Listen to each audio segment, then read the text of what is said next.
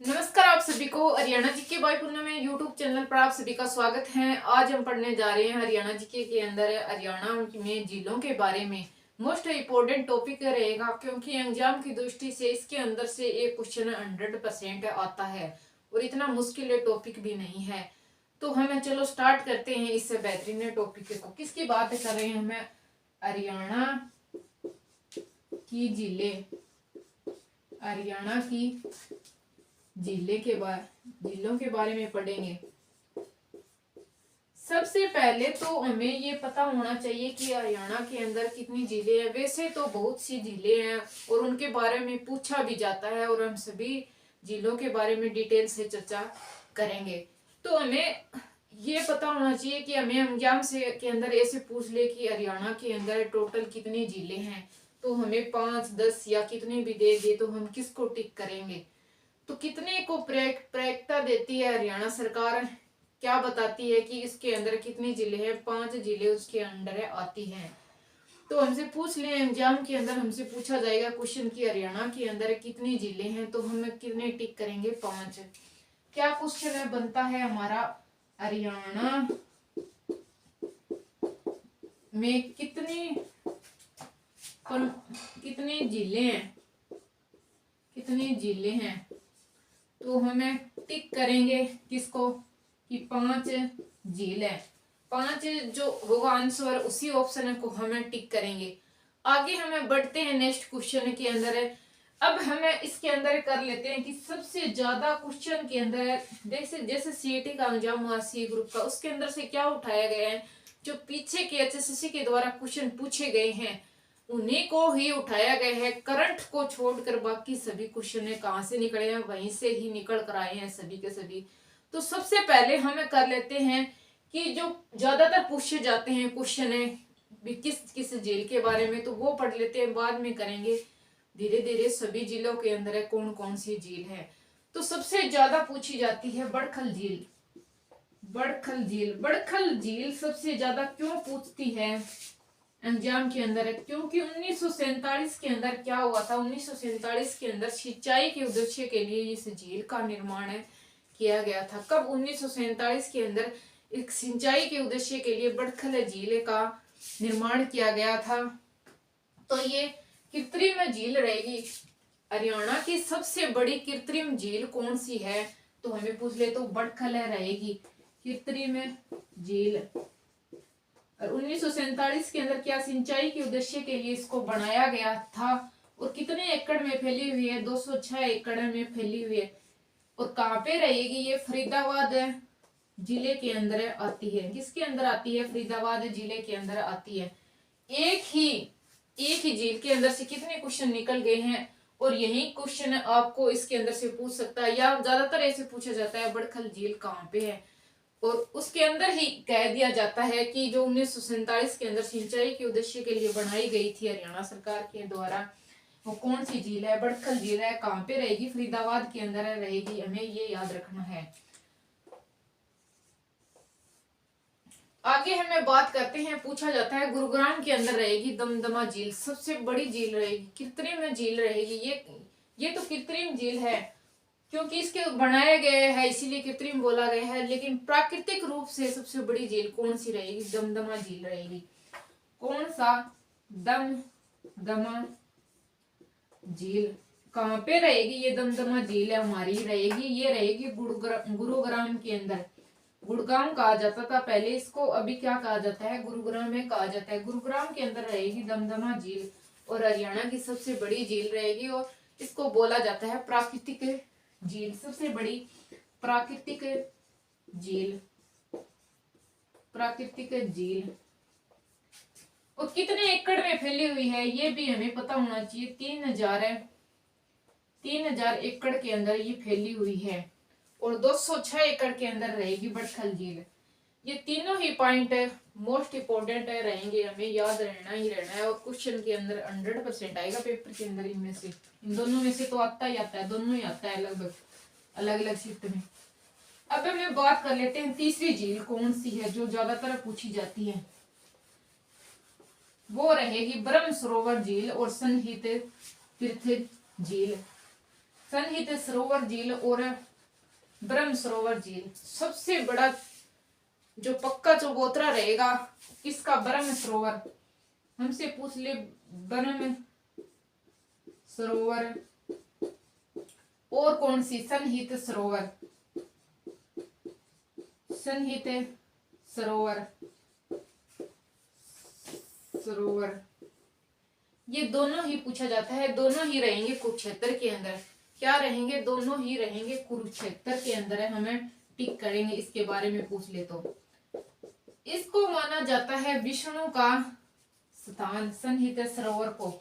और इसको ब्रह्म सरोवर के बारे में बोला जाता है कि इसको ब्रह्मा के द्वारा खोदा गया था स्टार्टिंग में। और इसके बारे में ये पूछा जाता है जो किसने अबुल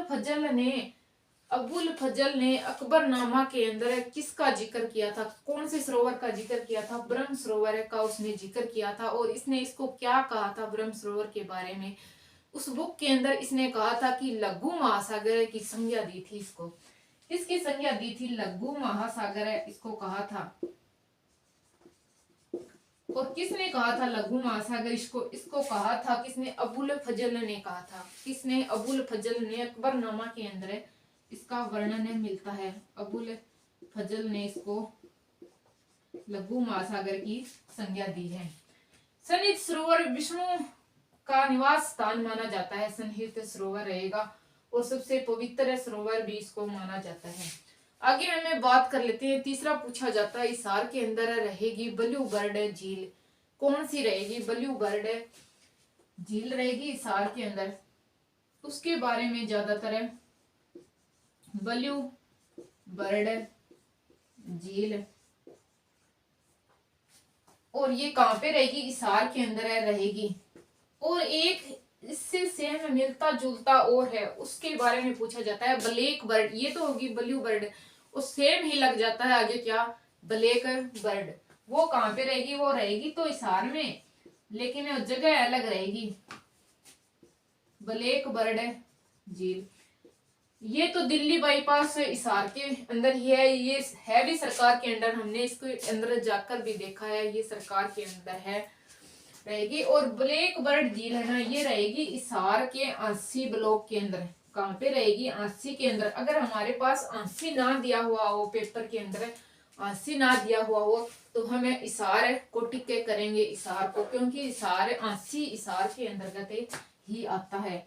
तो इन्हें दोनों ही बातों का हमें ध्यान रखना है। और क्या पूछा जाता है? और पूछा जाता है रोहतक के अंदर रहेगी तिलियार झील। तिलियार लेक है रोहतक के अंदर रहेगी। उसके बारे में ज्यादा पूछा जाता है। और एक कर्ण झील के बारे में पूछा जाता है।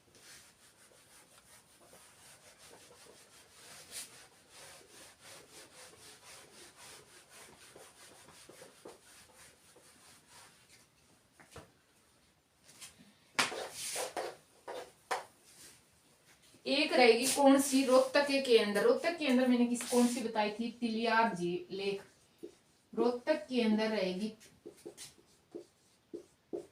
तिलियार लेक इसको ही झील बोला जाता है, आपको भी पता है। रोहतक के अंदर रहेगी तिलियार लेक, ये हमें याद रखना है। इसके बाद में आता है कर्ण।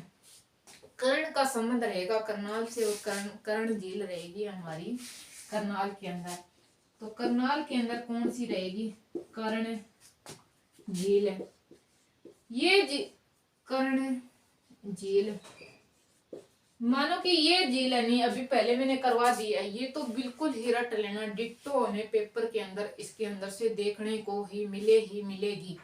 अब हम बात कर लेते हैं जो अन्य जिलों के अंदर मैंने नहीं बताई है वहां पर कौन कौन सी लेक है। हमें तो टॉपिक कंप्लीटली पढ़ना है, हमें उतना नहीं पढ़ना। ये तो आए ही आएगी, हम रिस्क क्यों ले, उनके अंदर से भी पूछा जा सकता है।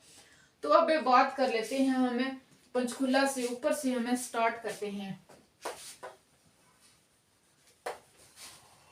पंचकुला के अंदर रहेगी टिक्कर ताल लेक।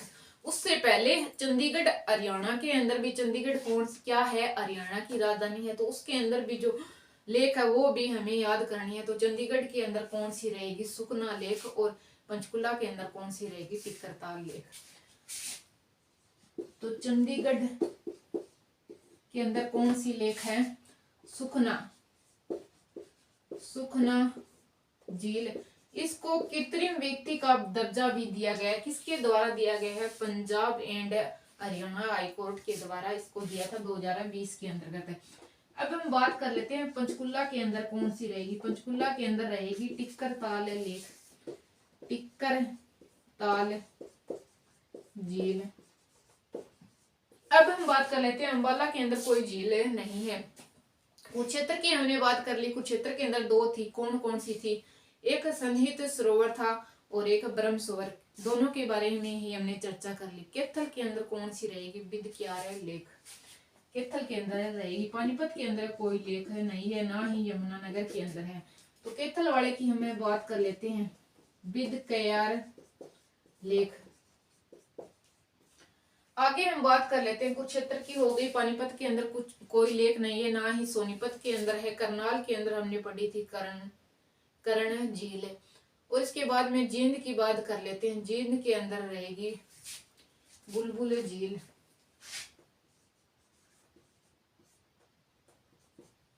कौन सी रहेगी? बुलबुल झील।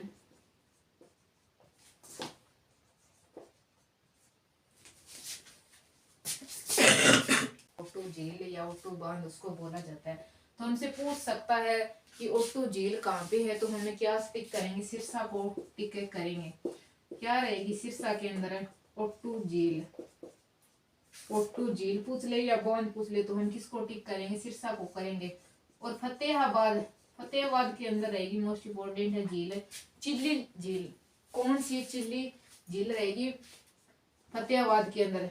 और चिल्ली गुरुद्वारा पूछ ले तो आएगा सिरसा के अंदर। और चिल्ली झील के बारे में पूछ ले तो हमें याद करना है फतेहाबाद रहेगा। अब हमें बात कर लेते हैं हिसार की रहेगी मोस्ट इम्पोर्टेंट है ब्लू बर्ड झील। और ब्लैक बर्ड झील सीटी एग्जाम के अंदर पूछा था, उसके अंदर है वो थी आंसी के अंदर। अगर आंसी ना मिले तो हम किसको टिक करेंगे? हिसार को टिक करेंगे। और ब्याणी के अंदर कोई झील नहीं है, ना ही चरखी दादरी के अंदर कोई झील है। और रोहतक वाली तिलियार लेक रहेगी मोस्ट इम्पोर्टेंट है, वो भी हमने पढ़ ली है। अब हम बात करते हैं महेंद्रगढ़ के अंदर कौन सी झील है। महेंद्रगढ़ के अंदर रहेगी शोभा सागर झील। महेंद्रगढ़ के अंदर रहेगी शोभा सागर झील। महेंद्रगढ़ के अंदर रहेगी शोभा सागर झील। शोभा सागर झील। और कोटड़ा झील कहाँ पे रहेगी? मेवात के अंदर रहेगी, इंपोर्टेंट झील रहेगी ये कोटला झील। उजियाना झील, उजियाना झील। और संगीली झील, संगीला झील। और हम बात कर लेते हैं गुरुग्राम की, हमने एक ही पढ़ी थी। गुरुग्राम की कौन सी पढ़ी थी? हमने एक ही पढ़ी थी, दमदमा। अगर गुरु उसको ट्रिक से याद कर लेना, गुरु नाम है, गुरु है तो वहां पे क्या होगा? दम, क्योंकि इसके वहां पे सबसे ज्यादा ज्ञान है। उस हिसाब से आप जोड़ कर याद कर सकते हो। एक तो थी दमदमा यहाँ पे, और एक है सोना झील। सोना झील, इसको सोना कुंड भी बोला जाता है। हमसे पूछेगा इस जो सोना कुंड है या सोना झील है, इसके अंदर गर्म पानी रहता है, तो वो गर्म पानी किस वजह से रहता है? तो सल्फर की अधिकता के कारण रहता है। क्या टिक करेंगे हमें? सल्फर की अधिकता के कारण इसका पानी क्या रहता है? गर्म रहता है। गर्म पानी की झील रहेगी ये। और सल्फर की अधिकता के कारण इसका पानी क्या रहेगा? ज्यादा गर्म रहता है। अब हम बात कर लेते हैं फरीदाबाद की। फरीदाबाद की रहेगी मोस्ट इम्पोर्टेंट झील सूरजकुंड झील। और बड़ खल झील हमने पढ़ ली, मोस्ट इम्पोर्टेंट थी। तो फरीदाबाद की एक और रहेगी, फरीदाबाद की रह गई एक तो रहेगी बड़वाली झील। बड़वाली झील हमसे पूछ ले, बड़खल झील हमसे पूछ ले, बड़खल झील। और एक और कौन सी बताई थी मैंने अभी? सूरजकुंड झील। कौन सी? सूरजकुंड झील, जहाँ पे सूरजकुंड मेला कहाँ पे लगता है? इंपोर्टेंट रहेगा, वो फरीदाबाद के अंदर लगता है। लेकिन सूरजकुंड झील भी कहाँ पे रहेगी? हमारी फरीदाबाद के अंदर ही रहेगी सूरजकुंड झील।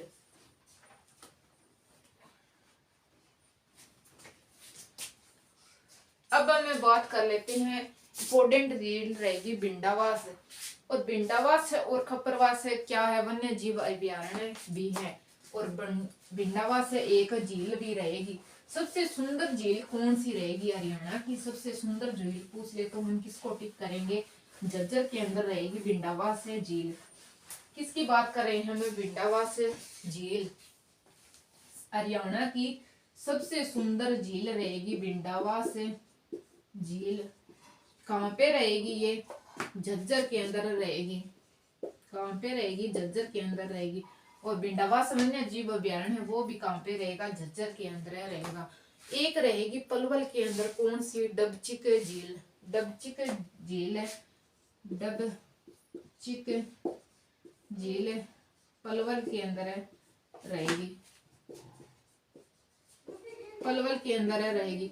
ये होगी सब मैंने इंपोर्टेंट सभी झील करवा दी है, जो अंजाम के अंदर है, ज्यादातर पूछी जाती है वो मैंने स्टार्टिंग में बता दी है। बाकी बची हुई झील कौन कौन से जिले में है उनके बारे में भी हमने जिक्र कर लिया है, सब कुछ हमने पढ़ लिया है। एक बार और देख लेना अगर समझ ना आए तो वीडियो को। इससे बाहर जिलों के बारे में कुछ भी नहीं आएगा। और हर एग्जाम के अंदर जिलों के बारे में 25 में से जो 25 क्वेश्चन पूछे जाते हैं हरियाणा जीके के अंदर, उनमें से एक क्वेश्चन इसके अंदर से 100% ही आता है।